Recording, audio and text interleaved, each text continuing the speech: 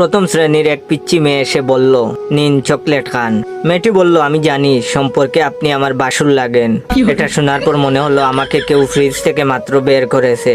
আমি বরফ হয়ে গেছি, কোনো নাড়াচাড়া নেই। স্বাভাবিক হয়ে বললাম, তা বাবু আমি তোমার বাসুর হলাম কিভাবে? পিচ্চি বলল, এ মা, আপনার ছোট ভাই আমাকে বিয়ে করলে আপনি আমার বাসুর হবেন না।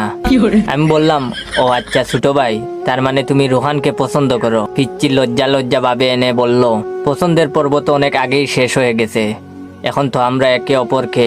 আমি অবাক হয়ে বললাম, একে অপরকে কি? পিচ্চি বলল, কি যে বলেন, আপনাকে এসব বলা যায়? লজ্জা লাগে তো।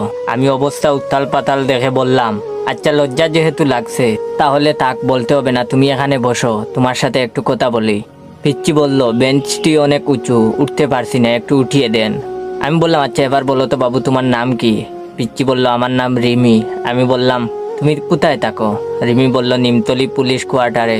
আমি হক চকিয়ে গিয়ে বললাম, তুমি পুলিশের মেয়ে? রিমি বলল, হ্যাঁ আমার বাবা পুলিশ। আমি মনে মনে বললাম, হায় রে ছোট মিয়া, আর কোনো মেয়ে পেলি না? রিমি বলল, কিছু বললেন? আমি বললাম, না কিছু না। আচ্ছা রিমি, একটা কথা বলো তো, তোমাদের পরীক্ষা না 3 ঘন্টা, তোমার 2 ঘন্টার মধ্যে পরীক্ষা দেওয়া শেষ হলো কিভাবে? তাছাড়া রুহানের পরীক্ষা তো এখনো শেষ হয়নি। রিমি বলল, আমি তো ইচ্ছে করে তাড়াতাড়ি লেখা শেষ করে রুহানকে খাতা দিয়ে এসেছি, এখন রুহান লিখছে, ওর লেখা শেষ হলেই তবেই তো আসবে। আমি একরকম আতঙ্কিত হয়ে রিমির দিকে তাকিয়ে রইলাম। কিছুক্ষণ পর রিমি বলল, এই যে বাসুর, দেখুন না জুতার ফিটে খুলে গেছে, একটু ঠিক করে দিন তো। আমি নিজেকে সামলে নিয়ে বললাম, হ্যাঁ দিচ্ছি। আর বললাম, আচ্ছা রিমি, তোমাকে নিতে আসে কে?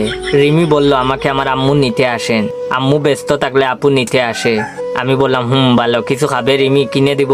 রিমি বলল, না কিছু খাবো না, সকাল থেকে অনেক কিছু খেয়েছি, আমার বয়ফ্রেন্ড রোহান কিনে দিয়েছিল, ক্যাডবেরি খেতে ইচ্ছে করছিল না, তাই তো আপনাকে দিলাম খাওয়ার জন্য। আমি আহম্মকের ভঙ্গিতে বললাম, এই ক্যাডবেরি তোমাকে রোহান কিনে দিয়েছে? রিমি স্বাভাবিকভাবে বলল, হ্যাঁ রোহান তো আমাকে অনেক কিছু কিনে দেয়, আইসক্রিম, জুস, চকলেট, অনেক কিছুই, এজন্যই তো রোহানকে আমি এত ভালোবাসি। রিমি ভালোবাসি বলে দুহাত দিয়ে চেহারা আড়াল করলো। বিষয়টি এমন যে কথাটি বলে রিমি খুব লজ্জা পেয়েছে। এবার বুঝতে পারছি, বাবার মানিব্যাগ থেকে 100 টাকা নিলে বাবা কেন আমার 200 টাকা কে নিয়েছে বলে চিল্লাচিল্লি করে। হায় রে মতিউর সাহেব, আপনার 2 ছেলে দুটোই চুর বের হলো, কি আর করবেন, সবই আপনার কপালের দোষ।